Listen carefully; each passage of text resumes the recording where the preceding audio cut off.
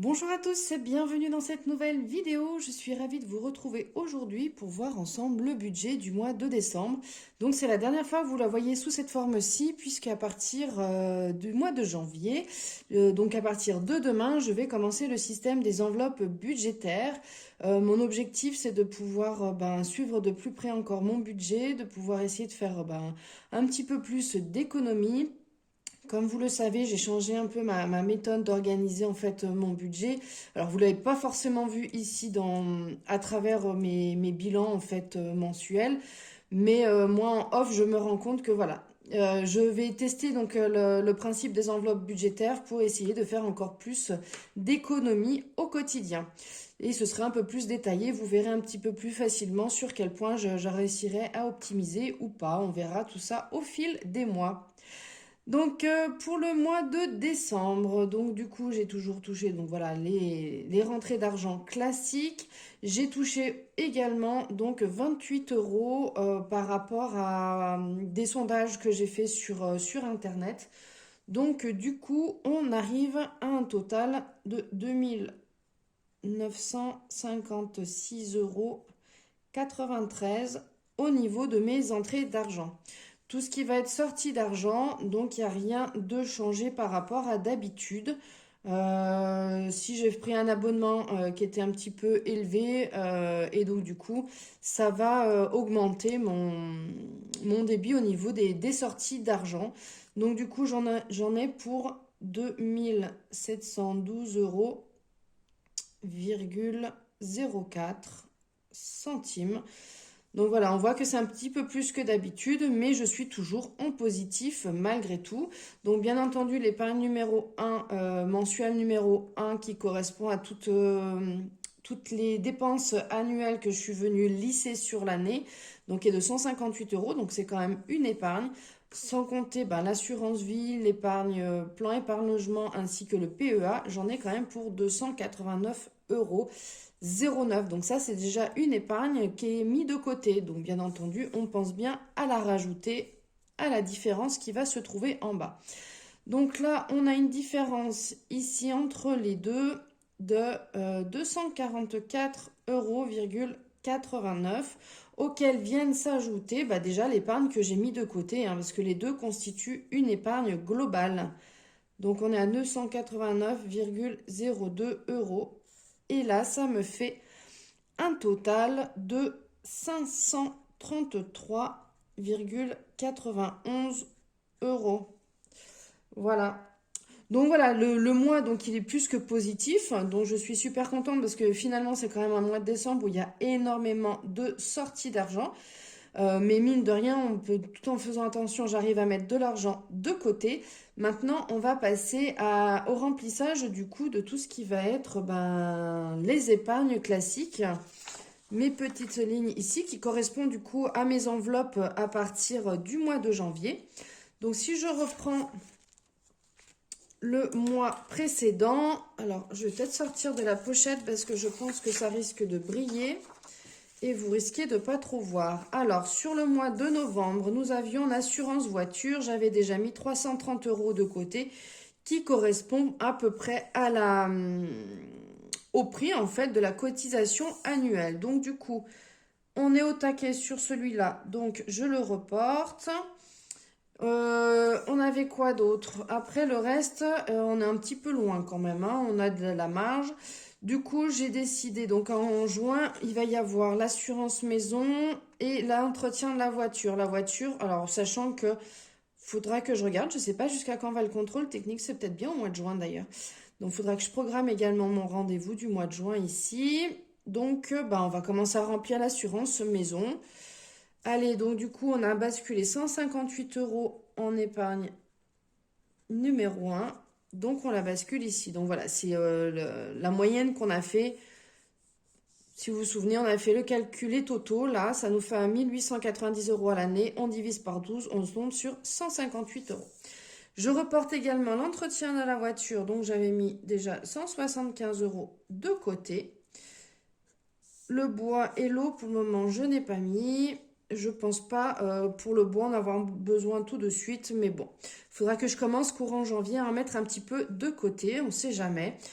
Concernant du coup le total, ça nous fait un total. Alors, j'ai dit que ça nous faisait avec 158 euros en plus, on tombe à 663 euros de mis de côté déjà pour nos épargnes annuelles. Ensuite, concernant l'épargne mensuelle numéro 2, donc je reprends ma petite feuille ici. Alors déjà, il va falloir, donc ça correspond, non, c'est pas là, il faut que je la prenne derrière. Ça correspond à mon delta ici. Là, on vient de placer l'épargne mensuelle numéro 1 ici. Et donc là, on va venir placer les 249,89 €. Donc dans les 249 euros, 200, je sais plus, 244,89.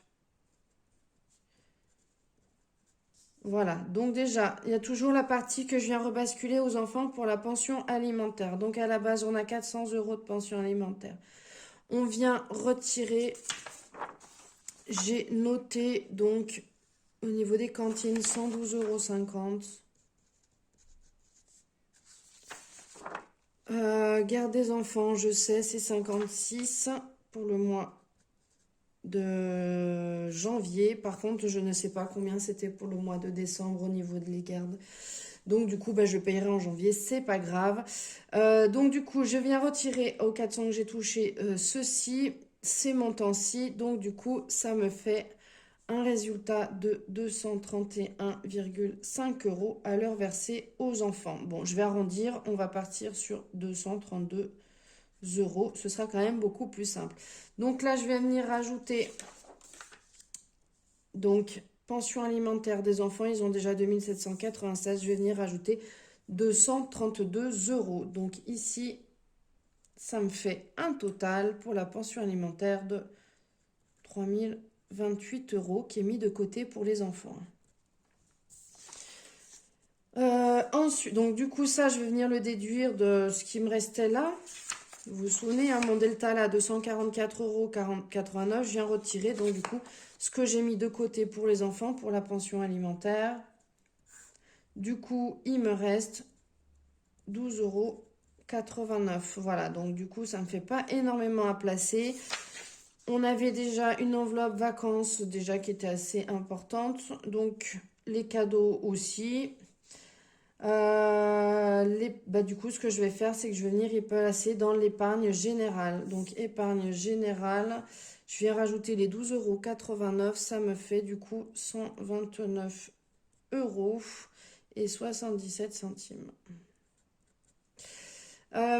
Pour Noël, ma fille, elle a eu un petit peu d'argent qui a été de côté, de manière à pouvoir équilibrer avec les cadeaux par rapport à son frère. Donc du coup, elle a eu 80 € en plus que je vais positionner du coup sur son épargne à elle. Tout simplement parce que le cadeau de mon fils était beaucoup plus important. Donc de manière à équilibrer par rapport à ceux de ma fille, donc de manière à équilibrer, ma maman l'a tenu à verser du coup en monnaie pour le placer sur son livret, de l'argent en plus. Donc du coup c'est positionné ici. Donc mon fils là pour le moment il n'a rien. Alors là je tiens à préciser que ça je l'ai mis en place à partir du moment où je me suis retrouvée séparée du papa, sachant qu'avant ils ont un compte livret A où il y a déjà de l'argent de côté, hein. Donc il y a déjà mis des sommes mises de côté. Du coup, là, je vais reporter pour les cadeaux. Donc, 375 € ici, 630 € là, 94. Ici, donc, l'épargne générale, on l'a mise. Il me reste tout ce qui est ARS que j'avais mis de côté. Donc, 496,11 €. Donc tout cumulé ici, ça nous fait un total de 4739,82 €. Voilà, donc j'ai réparti toutes mes sommes. Donc je suis en positif, franchement, je suis hyper contente pour un mois de Noël. C'est où il y a Noël avec toutes les dépenses de fin d'année. C'est franchement super top.